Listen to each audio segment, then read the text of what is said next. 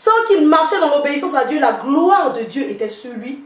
La gloire de Dieu, qui n'est d'autre que la présence de l'Esprit de Dieu, lui donnait de pouvoir régner et dominer en permanence. Mais quand Adam va désobéir, parce qu'il a été séduit par le serpent au travers de Ève, il va perdre cette position. Donc nous voyons, à partir du texte de Genèse, chapitre 1, versets 26 à 28, il y a deux choses que Dieu va faire pour l'homme. C'est ces deux choses qui vont être perdues. La première des choses, Dieu va créer l'homme pour lui. La deuxième des choses, Dieu va donner son règne à l'homme sur terre.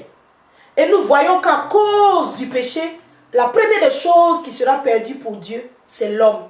Parce que nous voyons que l'homme et Dieu vont être séparés. Dieu va chasser Adam du jardin, alors qu'Adam était continuellement dans la présence de Dieu. Adam avait la possibilité de pouvoir communier avec Dieu chaque moment, chaque instant. Il pouvait avoir accès à Dieu sans problème, sans qu'il y ait un obstacle. Mais à cause du péché, tout cela, il va perdre cela. Il va perdre sa communion avec Dieu. Il va perdre le rapport qu'il avait avec Dieu. Il va perdre la possibilité qu'il avait de pouvoir s'approcher aussi simplement, aussi facilement de Dieu. Tant qu'il marchait dans l'obéissance. La désobéissance va couper Adam de Dieu.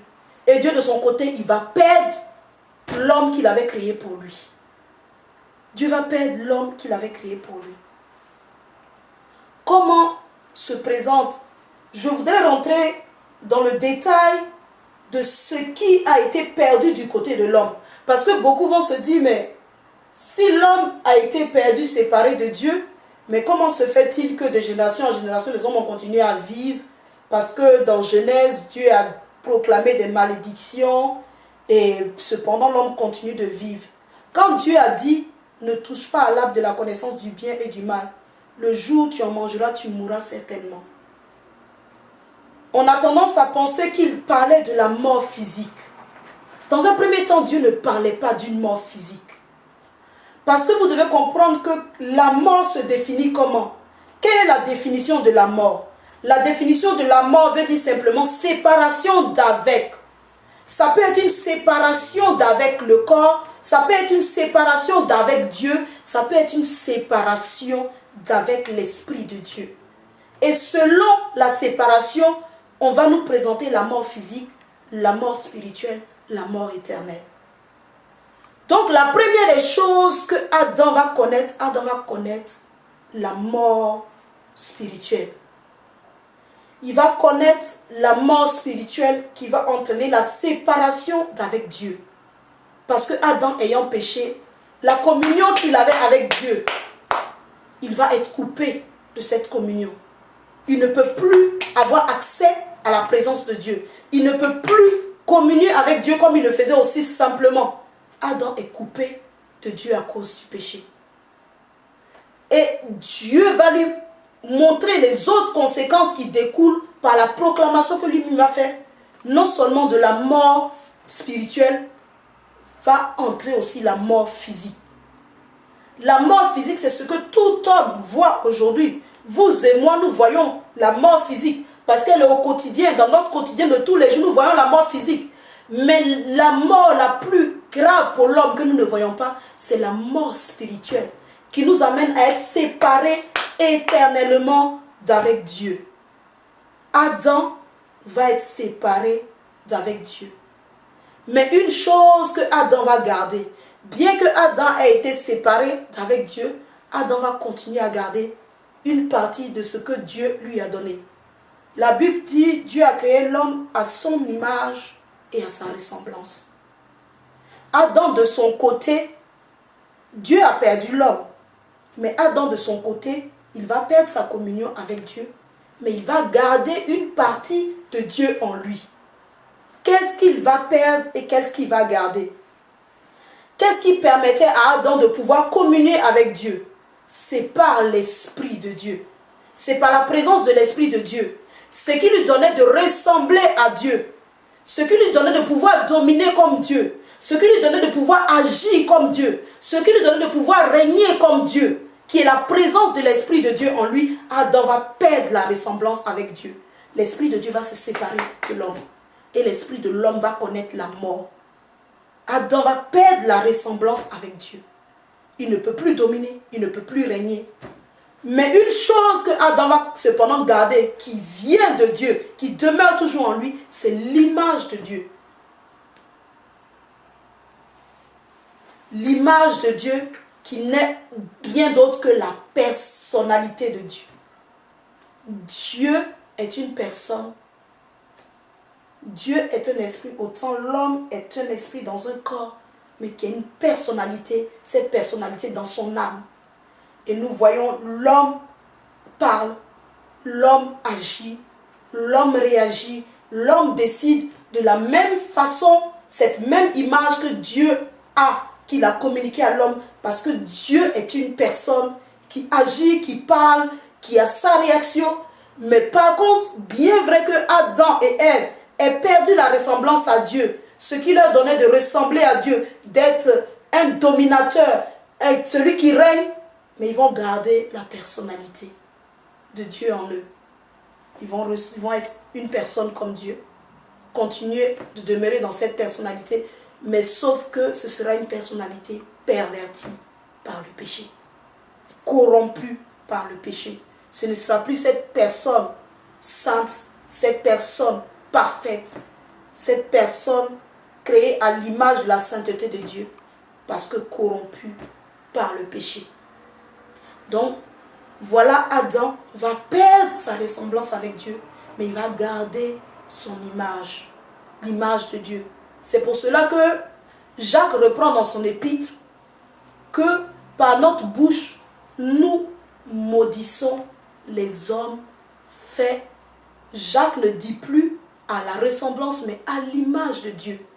Parce que toute l'humanité condamnée par le péché n'a gardé que l'image de Dieu, ayant perdu la ressemblance de Dieu à cause du péché.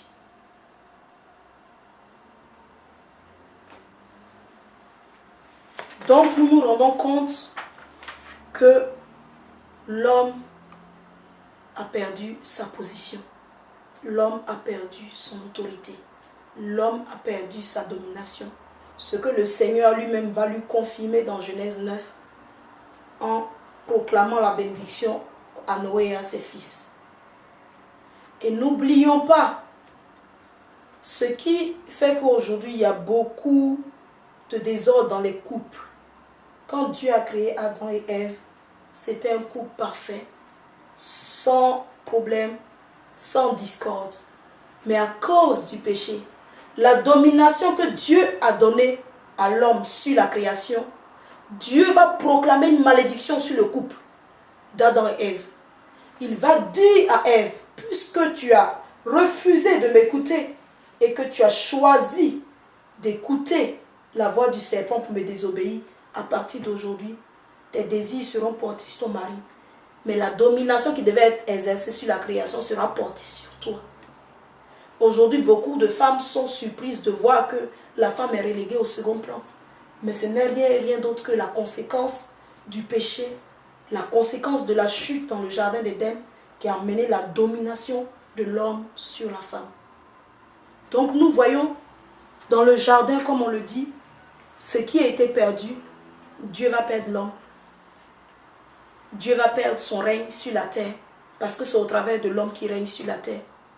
L'homme de son côté va perdre sa communion avec Dieu, parce qu'il perd ce qui est de sa ressemblance à Dieu, qui lui donne de pouvoir communier avec Dieu, qui lui donne de pouvoir dominer, qui n'est rien d'autre que l'Esprit de Dieu. Mais l'homme va garder l'image de Dieu en lui, sa personnalité.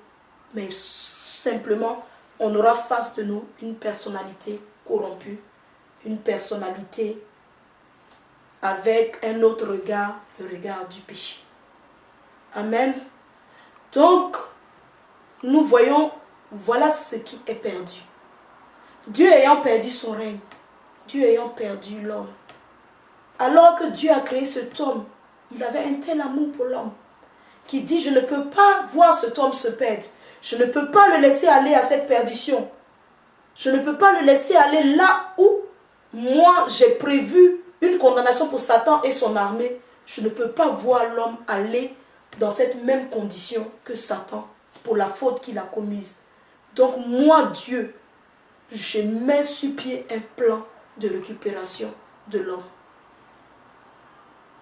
Déjà dans le jardin d'Éden, il va dire à l'homme, c'est vrai, tu as fait la bêtise, c'est vrai, tu as mal agi, mais sache que moi, Dieu, je ne te laisse pas te perdre éternellement. Voilà le plan que j'ai prévu pour toi, pour te racheter, pour te sauver.